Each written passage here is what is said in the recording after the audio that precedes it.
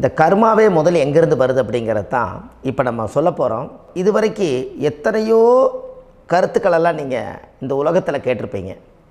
ஆனால் இந்த பதிவில் நீங்கள் பொறுமையோடு இந்த கருத்தை ஒரு இனிமையோடு நிதானமாக கேட்டிங்கன்னா உங்களுடைய ஊழ்வினை கர்மா எங்கிருந்து உருவாச்சு, இதனுடைய இந்த கர்மானால் நாம் என்ன கஷ்டப்படுறோம், நாம் இந்த பூமியில் பிறக்கிறதுக்கு என்ன வரம் வாங்கி வந்தோம், நம்ம பாவ புண்ணியமெல்லாம் ஜாதக கட்டத்தில் போய் எப்படி எடுக்கிறது, நம்மளுடைய தோஷம்னு சொல்கிறோமே அந்த தோஷம் எப்படி கிரியேட் ஆகுது, நம்ம இந்த பூமியில் பிறக்கும்போது கொண்டு வந்த கர்மாவா, இல்லை கடவுளே நம்மளுக்கு ஒரு தண்டனையாக கொடுத்த கர்மாவா, இல்லை நம்ம இந்த பூமிக்கு வந்ததுக்கு அப்புறம் செய்த கர்மாவா, இது எல்லாத்தையுமே நம்ம பொறுமையாக கேட்கணும்னா கண்டிப்பாக இந்த பதிவை நீங்கள் பொறுமையோடு கேளுங்க.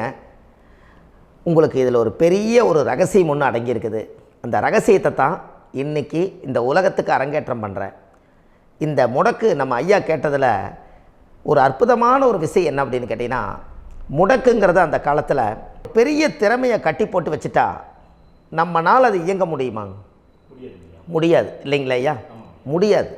அப்போது அதே மாதிரி ஜாதக கட்டத்தில் நமக்கு வேண்டிய யோகத்தை கடவுளே நம்மளுக்கு வந்து நாம் செய்த பாவத்தினால அது முடக்கி வச்சிருச்சுன்னா அந்த பாவகத்தை அந்த ஜாதகர் அனுபவிக்க முடியுமா? அனுபவிக்க முடியாது. அப்போது அந்த அனுபவிக்க முடியாமல் வெளி உலகத்தில் போய் நம்ம தேடி போன பிறவியில் செய்த பாவத்தை இந்த பிறவியில் நீங்கள் தேடி கண்டுபிடிச்சி வாழ்க்கையில் நீங்கள் எப்போ மேலுக்கு வர்றது?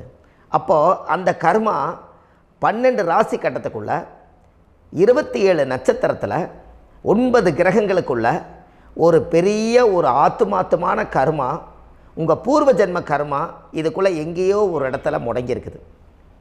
இந்த முடக்க மட்டும் உங்கள் ஜாதகத்தில் நீங்கள் கண்டுபிடிச்சிட்டிங்கன்னா ஹைலைட்டாக வாழ்கிறதுக்கு, இந்த உலகத்தில் சுதந்திரமான வாழ்க்கை வாழ்கிறதுக்கு ஒரு மிகப்பெரிய பொக்கிஷம் உங்கள் ஜாதகத்துக்குள்ளேயே இருக்குது.